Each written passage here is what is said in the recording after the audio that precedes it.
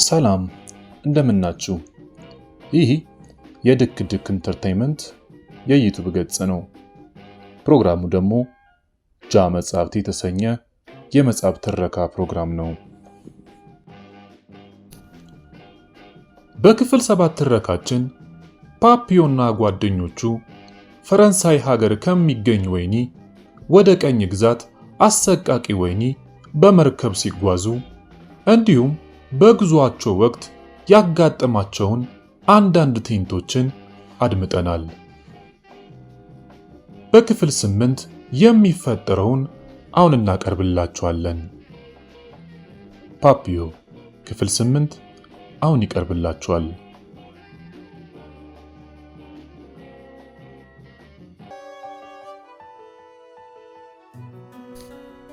አንዳንድ ዘበኞች በረፍት ላይ ስለነበሩ ልብሶቻቸውን ለመቀየር ቻሉ። በመለያቸው ፋንታ የቀኝ ግዛት ኬፓቸውንና ነጫጭ ዩኒፎርም ለብሰው ተመለሱ። ወዲያ መቃረባችን ነው አለ ጁሎ። የሞተር ማናፈሻውን ስለሰጉት ሙቀቱ በጣም ከፍተኛ ነበር። በዚያ ውስጥ ጫካ ለማየት ቻልን። እንግዲህ ማሮኒ ደረስን። ድንግሉ መሬት በደማቅ አረንጓዴ ተክሎች የተሸፈነ ጭቃማ ውሃ ነበረው። በመርከቡ ጥሩምባዎች አሞራዎች ስለተሸበሩ ከቦታው ላይ ሸሹ። አሁን የምንሄደው በጣም ዝግ ብለን ስለነበረ ረጅም ሆኖ ጥቅጥቅ ያለውን በአረንጓዴ ልምላሜ የተሸፈነ አካባቢ ጥርት አድርገን ለመመልከት ሰፊ ጊዜ አገኘን። ከዚያም በቆርቆሮ ጣሪያና በእንጨት የተሰሩትን የመጀመሪያዎችን ቤቶች አየን። ከመዝጊያዎቻቸው ፊት ለፊት ጥቁር ወንዶችና ሴቶች ቆመው መርከቡ ሲያልፍ ይመለከታሉ። በየጊዜው ሰው እየጫነ በመምጣት ሲቆምና ሲያራግፍ ማየት ለምደዋል። ለመቆም መቃረባችንን የነገሩን መርከቡ ያንባረቃቸው 3 ጥሩምባዎችና የሚፈታቱት ብሎኖች ቅልጭልጭታ ነበር። ከዚያም ማንኛውም ድምፅ ጸጥ አለ። ከጸጥታው መስፈን የተነሳ የአንዲት ዝንብ ክንፎች ሲርገበገቡ እንኳን ለመስማት ይቻል ነበር።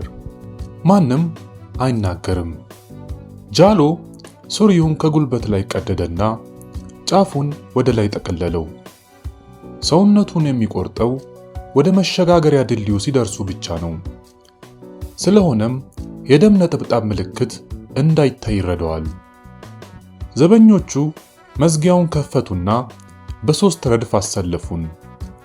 ዴጋና እኔ ጁሎ ከመካከል እንደሆንን 4ኛው መስመር ላይ ነበርን። እስከ ድልድዩ ድረስ ወጣን። ወቅቱም ከሰዓት በኋላ 8 ሰዓት ስለነበረ እንደ እሳት የምትፋጀው ፀሐይ ዓይኔንና የተላጨ ጭንቅላቴን አንጫረረች። በመርከቡ ወለል ላይ ተሰለፍንና ከዚያም ወደ መሸጋገሪያው ድልድይ በዝግታ መራን። የመጀመሪያው ሰው የመሸጋገሪያው ድልድዩን እንደነካ በጠቅላላው ጥድፊያ ሆነ። ጓዙን እኔ ያስኩለትና ጃሎ የጉልበቱን ቀዳዳዎች በሁለት እጁ ይዞ ጩቤውን ወደ ውስጥ በመሰግሰግ 3 ወይም 4 ኢንች ስጋ ቆርጦ አወጣ። ከዛም ጩቤውን አቀበለኝና ጥቅሉን ተሸከመ። የመሸጋገሪያውን ድልድይ እንደረገጥን ቁልቁል ተንከባለለና መሬት ላይ ወደቀ። አንስተው ሲያዩት ተጎድቶ ስለነበረ 2 ቃሬዛ ተሸካሚዎች ተጠሩ። የድራማው ጨዋታ ልክ እንደታቀደ ተከናውኖ ነበር። እኛን ለመመልከት ልዩ ልዩ ቀለም ያለው ሕዝብ ተሰብስቧል። ጥቁሮች፣ ክልሶች፣ ህንዳውያን፣ ቻይናውያን፣ በአጽማቸው የቀሩ ነጮች፣ ምናልባትም ነፃ የወጡ እስረኞች ይሆናሉ። ወደ መሬት ወርደን ከሌሎቹ ጋር ስንሰለፍ እያንዳንዳችንን ይመለከቱናል። ከዘበኞቹ በስተጀርባ ነጫጭ ልብስ የለበሱ ሲቪሎች፣ የበጋ ቀሚስ የለበሱ ሴቶችና የቀኝ ግዛት ኬፕ የደፉ ልጆች ቆመዋል። እነርሱም የሚመለከቱት እንደዚሁ አዲሱ መጤ ነበር። 200 ስንሞላ ወደፊት በሰልፍ እንጓዛለን። 10 ደቂቃ ያህል እንደተጓዝን አንድ ህንጻ ፊት ለፊት ደረስን። በግዙፉ የእንጨት መዝጊያው ላይ የቅዱስ ላውሬን ጠባይ ማረሚያ ለ3000 ሰዎች የተተመነ የሚል ተጽፎበት አየው። በሩ ተከፈተና በ10 ረድፍ እንደተሰለፍን ገባን። አንድ ሁለት ተሰለፍ! የእኛን እዛ መድረስ በዛ ያሉ እስረኞች ይመለከቱታል። በድንጋይ ላይ ቆመው እየተንጠራሩ ያዩን ነበር። ከግቢው መካከል ስንደርስ አንድ ዘበኛ ቁሙ፣ ጥቅሎቻችሁን ከፊት ለፊታችሁ አስቀምጡ፣ አንተ እዚያ ጋር ያለው ባርኔጣዎቹን አስተላልፍ ብሎ ጮኸ። ለእያንዳንዳችን አንድ የሰሌን ባርኔጣ ተሰጠን። ግሩም ነው። እጅጉን ያስፈልገን ነበር። ከፀሐዩ ቃጠሎ የተነሳ 2 ወይም 3 ሰዎች ህሊናቸውን ስተው ነበር። የጥብጣብ ማዕረግ ምልክት የለጠፈ አንድ ዘበኛ በእጁ የስም ዝርዝር ሊስት ይዞ መጣ። ዴጋና እኔ እርስ በርሳችን ተያየን። ጁሎ ምን ተናግሮ እንደነበረ ትውስ አለን። ላጊቱን ጠሩና በዚህ በኩል ብለውት 2 ዘበኞች አጅበውት ወሰዱ። ሳንቲኒንና ጁሮ ላሶንንም በዚሁ አይነት ወሰዷቸው። ጁለስ ፒኞርድ ቆስሏል ጌታዬ፣ ሆስፒታል ውስጥ ነው ተባለ። እሺ፣ አሁን በጥንቃቄ አድምጡ። ስማችሁን ስጠራ ጥቅሎቻችሁን በትከሻችሁ እንደያዛችሁ ከሰልፉ በመለየት ወደ ቢጫው ግንብ ፊት ለፊት ሄዳችሁ ትቆማላችሁ። ቁጥር 1 አለ። እከሌ እያለ መጥራት ጀመረ። ዴጋ ካሪየንና እኔን ከግንቡ ፊት ለፊት ከተሰለፉት መካከል ነበርን። መዝጊያው ተከፈተና ርዝመቱ 70 ጫማ የሆነ አንድ አዳራሽ ውስጥ ገባን።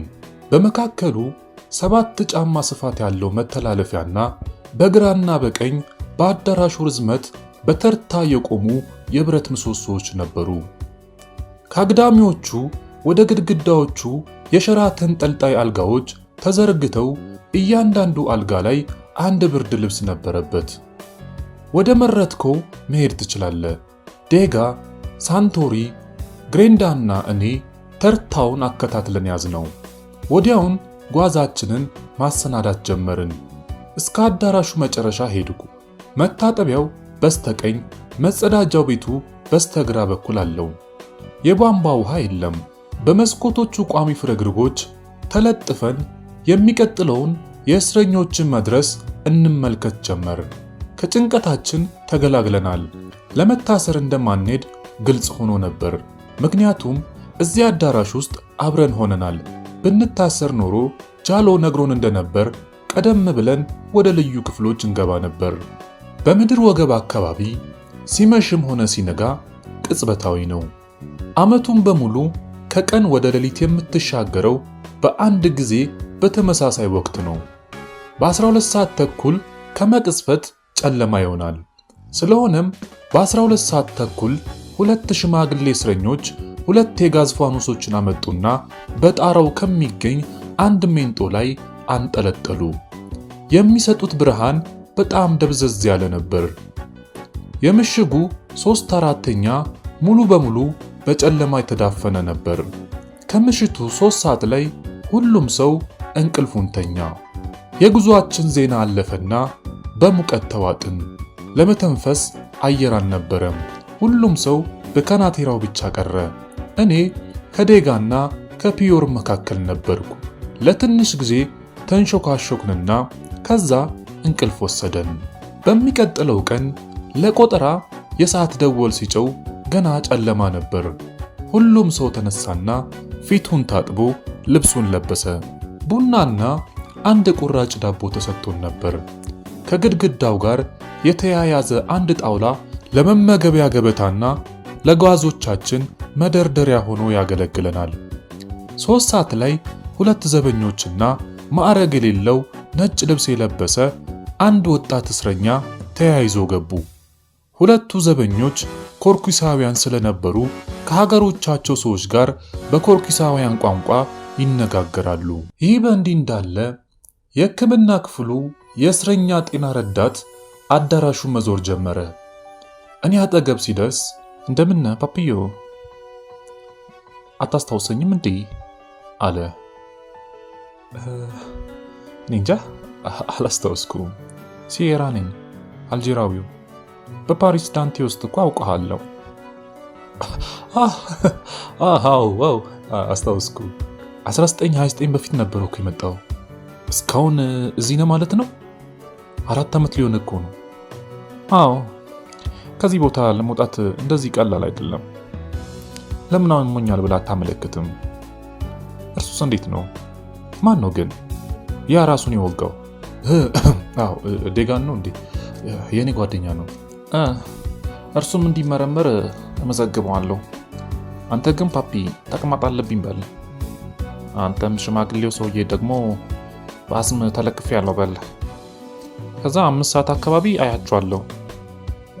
የማናግራችሁ ነገር ስላለ ነው። በጣም እየጮኸ ዙረቱን ቀጠለ። እዚህ የታመመ ሰው አለ? የታመመ መታከም የሚፈልግ? አንድ ሰው ጣቱን ቀሰረ። ከዚያ ወደዛው ሄዶ የሰውየውን ስም መዘገበ። ተመልሶ በእኛ በኩል ሲያልፍ በጣም የገረጀፈና በጸባይ የበለዘ አንድ ሽማግሌ አጅቦት ነበር። ፓፒዮ፣ የሕክምና ክፍሉ ዘበኛ አለቃይን ባርቶሎኒ ላስታውቅ እፈልጋለሁ። ባርቶሎኒ፣ ይሄ ሰውና ያዛማዶ ያለው ሁኔታዎቻቸውን የነገርኩ ናቸው። ጓደኞቼ ናቸው። እሺ ሲያራ፣ በጉብኝት ወቅት እናመቻቸዋለን። በእኔ ላይ ታለሁ፣ ምንም እንዳታስብ። 5 ሰዓት ሲሆን ወደኛ መጡ። 9 ነበርን። በግንቦቹ መካከል ካምፑን እናቋርጥና አንድ የቀይ መስቀል ምልክት ያለበት አዲስ ነጭ ቀለም ከተቀባ ህንፃ ደረስን። ወደ ውስጥ ገባን። በግምት 60 የሚሆኑ ሰዎች ከሚገኙበት አንድ ማረፊያ ክፍል ውስጥ ተገኘን። በእያንዳንዱ ጥግ ዘበኞች ቆመዋል። ነጥብ የሌለበት ነጭ ሽርጥ ለብሶ ሲያራ ብቅ አለ። አንተና አንተ ወዲያ ሂዱ አለ። የዶክተር መመርመሪያ ከሚመስል ክፍል ውስጥ ገባን። ሲያራ ከ3 ሽማግሌ ሰዎች ጋር በስፓኝ ቋንቋ ተነጋገረ። ከስፓኞቹ መካከል አንደኛው ያኔውኑ አስታውስኩት። ፓሪስ ውስጥ እያለ በካፌ ዴ ማድሪድ መጠጥ ቤት ውስጥ 3 አርጀንቲናውያንን ገሎ የነበረው ፈርናንዴዝ የሚባል ሰው ነበር። ትንሽ ቃላትን ተለዋወጡና ወደ ዋናው አዳራሽ ወደሚከፈትበት አንድ ገላ መታጠቢያ ክፍል ውስጥ ሲያራ ይዞት ገባ። ከዚያም ወደ እኔ ተመልሶ መጣና ፓፒዮ፣ በጣም ደስ ስላለኝ ልቀፍህ። ላንተና ለጓደኞችህ አንድ ነገር ማድረግ ችያለሁ። እናንተ ሁለታችሁ እስረኞች ናችሁ። ቆይ ፓፒ፣ አንተ እድሜ ልክ ጽኑ እስራት፣ ዴጋ አንተ ደግሞ 5 ዓመት። ትንሽ ገንዘብ ይዛችኋል? አዎ ይዣለሁ። መልካም፣ እያንዳንዳችሁ 500 ፍራንክ ስጡኝና አንተ ፓፒ ነገ ጠዋት ሆስፒታል እንድትገባ አደርጋለሁ። አንተ ዴጋ ደግሞ መዝጊያ ቆርቁርና አለበለዚያ ከሁለት አንዳችሁ ልትሆኑ ትችላላችሁ። ዘበኛውን ጥሩና ዴጋ በአየር ታፍኗል ብላችሁ ጤና ረዳቱ እንዲጠራላችሁ አመልክቱ። ለሌላው እኔ ያስብበታለሁ። አንድ ነገር ብቻ ጠይቃለሁ ፓፒዮ፣ ለማምለጥ ከፈለግ ቀደም ብለህ አስጠነቅቀኝ። እኔ እዚሁ እገኛለሁ። ለእያንዳንዳችሁ 100 ፍራንክ በማስከፈል በሆስፒታል ውስጥ 1 ሳምንት ያቆያችኋል። ስለዚህ ፈጠን ብላችሁ መንቀሳቀስ ይኖርባችኋል። ፈርናንዴዝ ከመታጠቢያው ክፍል ወጣና 500 ፍራንክ ለሲያራ ሰጠው። እኔም ወደ ውስጥ ገባውና ስመለስ 1000 ፍራንክ ሳይሆን 1500 ፍራንክ ለሱ ሰጠሁት። ተጨማሪው 500ን አልቀበልም አለ። እኔም አልገፋፋሁትም። ፓፒ ምን መሰለ፣ ገንዘቡ ለዘበኞች ነው የምከፍለው። ለራሴ ምንም ነገር አልፈልግም። እኔ እናንተ ጓደኛሞች ነን አይደለም እንዴ? አለ በሚቀጥለው ቀን ዴጋ፣ ፈርናንዴዝ እና እኔ በሆስፒታል ውስጥ አንድ ሰፊ ክፍል ውስጥ ተገናኘን። ዴጋ ሆስፒታል የገባው እኩለ ሌሊት ላይ ነበር። የሕክምና ክፍሉ ጤና ረዳት ስሙ ቻቴል የተባለ የ35 ዓመት ሰው ነበር። በእኛ በኩል ስላለው ሁኔታ ሲየራ ሚስጥሩን በሙሉ አስረድቶታል። ለዶክተሩ ሲያቀርበን እኔ አሜባ ይበጣጠሰኝ በማስመሰል አንድ የሰገራ ምርመራ ውጤት ሊያሳየው ነበር። በዴጋ በኩል ዶክተሩ ከመምጣቱ በፊት 10 ደቂቃ ቀደም ብሎ ትንሽ ክብሪት አቀጣጥሎ ፎጣ ጭንቅላቱ ላይ ጣል በማድረግ ጢሱን ወደ ውስጥ እንዲስበው ነበር። የፈርናንዴስ ጉንጮች አብጠዋል። ያለማቋረጥ ለ1 ሰዓት ያህል ከውጭና ከውስጥ በመርፌ ስለተቀጠቃቸው እብጠቱ አይኖቹን ሳይቀር ሸፍኖት ነበር። ክፍሉ የሚገኘው ከሆስፒታሉ 2ኛ ፎቅ ላይ ሲሆን ብዙዎቹ በደም ተቅማጥ የተያዙ 70 ያህል ህሙማን ይገኙበታል። ጁሎ የት እንዳለ ጤና ረዳቱን ጠየቅኩት። ከመንደሩ ባሻገር ካለው ህንፃ ውስጥ ነው። መልእክት ወደ እርሱ እንዳደርስ ልትፈልጋለህ? አለ። አዎ፣ ፓፒዮና ዴጋ እዚህ ናቸው። በመስኮት በኩል ብቅ ብለህ እንተያይ ብለህ ንገረው አልኩት። ጤና ረዳቱ እንደፈለገ መውጣትና መግባት ይችላል። መዝጊያውን ሲቆረቁር አንድ አረብ ከፈተለት። አረቡ እስረኛ ቢሆንም በቁልፍ ያዥነት እያገለገለ ይገኛል። ከመዝጊያው ጎንና ጎን ጠመንጆቻቸውን ከጭኖቻቸው ጋር አጋድመው 3 ዘበኞች ተቀምጠዋል። መስኮቶቹ ቋሚ ብረቶች ስለነበሩ እንዴት አድርጎ እንደሚቆጣጠራቸው ጨንቆኛል።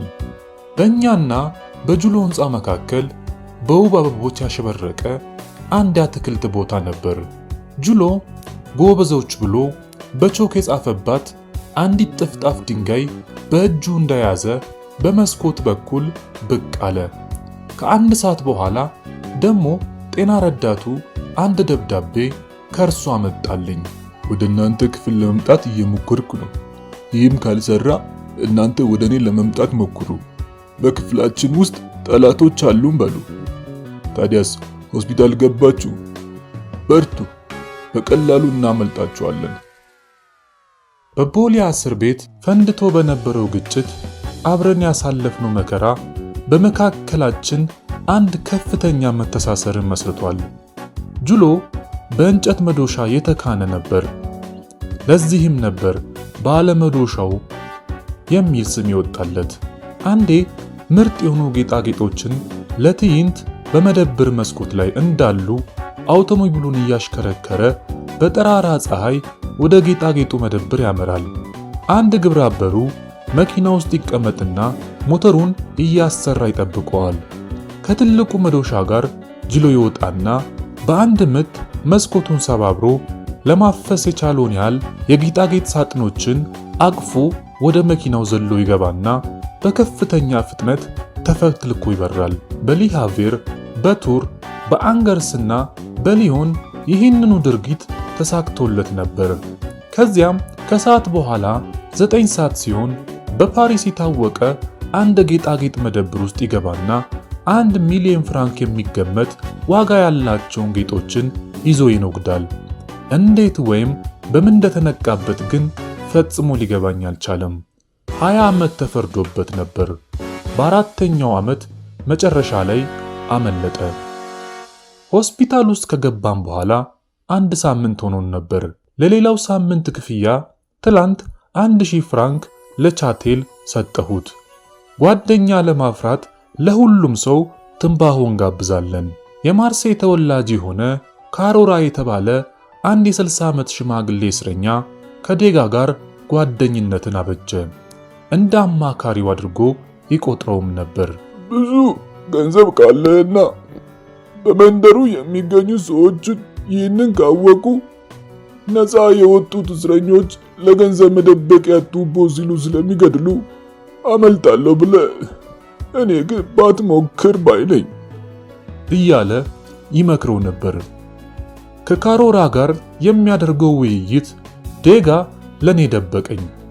ሽማግሌው 20 ዓመት እዚሁ ተቸክሎ ጊዜውን ያጠፋ ከንቱ መሆኑ ግልጽ እስከሆነ ድረስ ዴጋ እርሱም ማመን እንደማይኖርበት ብነግረውም ሊሰማኝ ግን ፍቃደኛ አልሆነም። ሽማግሌው በሚያነበንብለት ወሬ ዴጋ ተሰብኮ ስለነበረ ሐሳቡን ለመለወጥ አስቸጋሪ ወቅት ገጥሞኝ ነበር። ጋልጋኒን ወደ እኔ እንዲልክልኝ አንድ ማስታወሻ ለሲየራ ላኩኝ። ብዙ ጊዜ አልወሰደም። በሚቀጥለው ቀን ጋልጋኒ ከሆስፒታሉ ሌላ ክፍል ውስጥ ገባ። እንዴት አድርጌ የገንዘብ መደበቂያውን ቱቦ መልሼ ልስጠው እያልኩ ብዙ ማሰብ ጀመርኩ። ለማምለጥ እቅድ ቢኖረው ነው ብሎ እንዲገምት ቻቴልን ለማሳመን ለመጨረሻ ጊዜ ጋልጋኒን ማናገር እንደፈለግኩ ነገርኩት። የዘበኞቹ ተራ በሚለዋወጥበት ወቅት ልክ ለ6:05 ጉዳይ ሲል ወደ እኔ ሊያመጣውና ሊያገናኘን ያሰበው ያለምንም ክፍያ ነበር። ጋልጋኒ 6 ሰዓት ላይ በመስኮት በኩል ብቅ ሲል የገንዘብ መደበቂያ ቱቦውን በቀጥታ እጁ ላይ ያስቀመጥኩለት። እዚያው እንደቆመ ማልቀስ ጀመረ። ከ2 ቀን በኋላ ባለ 5000 ፍራንክ ኖቶች የተጠቀለሉበት አንድ መጽሔትና አመሰግናለሁ የምትል አንዲት ቃል ላከልኝ። መጽሔቱን ያመጣልኝ ቻቴል ገንዘቡን አይቶታል። ነገር ግን ምንም አላለኝም።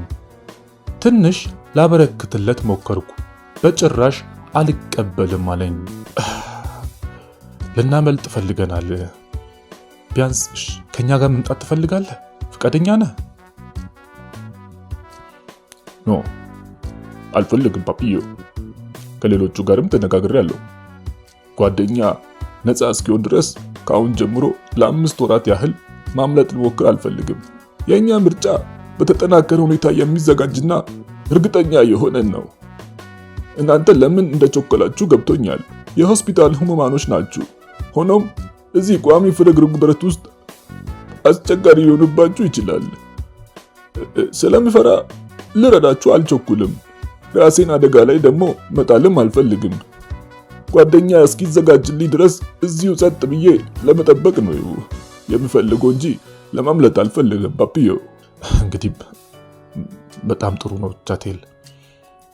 እንደዚሁ በመሰለው ወቅት ውስጥ እርስ በርሳችን ግልጽ መሆን አለብን። ስለዚህ ጉዳይ ሁለተኛ አላነሳብህም። ግን ምን መሰለህ ፓፒዮ፣ ያም ቢሆን መልእክቶቻችሁን አደርስላችኋለሁ፣ ሚስጥርም እልክልሃለሁ። በዚህ ተባበራችኋለሁ። በእውነት በጣም ነው የማመሰግነው ቻቴል። በዚያ ሌሊት የአውቶማቲክ ጠመንጃ ሩምታ ሰማን። በሚቀጥለው ቀን ጠዋት ጁሎ አምልጦ መሄዱን ተረዳን። እግዚአብሔር ይከተለው። ግሩም ጓደኛዬ ነበር። አንድ ክፍት ቦታ አይቶ የተቻለውን ተጠቅሞበት መሆን አለበት ስል ለራሴ ነገርኩ። ከ15 ዓመት በኋላ በ1948 ወደ ሃይቲ ሄጄ ነበር። የሄድኩትም ከአንድ ቬንዙዌላዊ ሚሊዮነር ጋር ህጋዊ ቁማር ማጫወቻ ጠረጴዛዎቹን ለመከራየት ከድርጅቱ ፕሬዝዳንት ጋር ኮንትራት ለመፈራረም ነበር። አንድ ቀን ምሽት ታዲያ ሻምፓኝ ስንጠጣ ከነበረበት የማታ ክበብ በመውጣት ላይ እንዳለን ከኛ ጋር ከነበሩ ኮረዳዎች ውስጥ እንደ ከሰል የጠቆረች ደግሞም እንደ ማንኛውም ጥሩ ፈረንሳዊ ቤተሰብ የጠለቀ እውቀት ያላት ወጣት አያቴ አንድ የታወቀች መነኩሴት ናት። የምትኖረው ከአንድ ሽማግሌ ፈረንሳዊ ጋር ነው። ያመለጠው ከካህን ሲሆን ከእሷ ጋር በጣም ረጅም ጊዜ ኖሯል። ሁል ጊዜ እንደሰከረ ነው። ስሙም ጁልስ ማርቶን ይባላል። ጥርጣሬ ያዘኝ። አሁኑኑ አያትሽን ማሳየት ትችኛለሽ?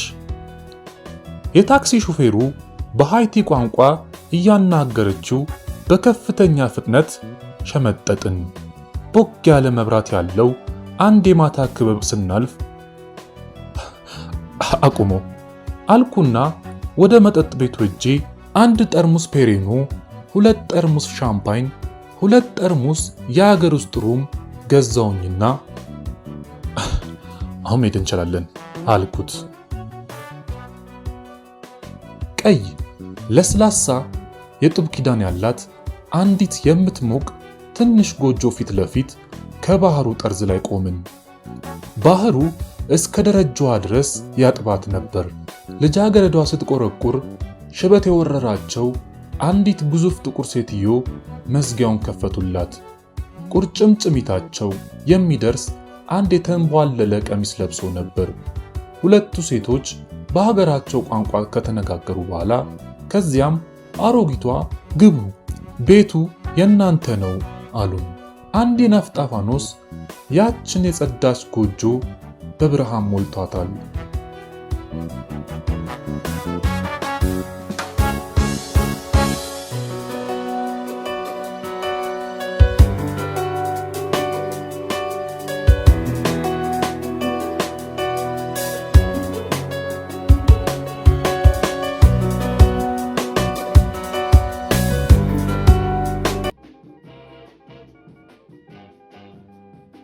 ፓፒዮ ክፍል 8 ያደመጣችሁትን ይመስል ነበር።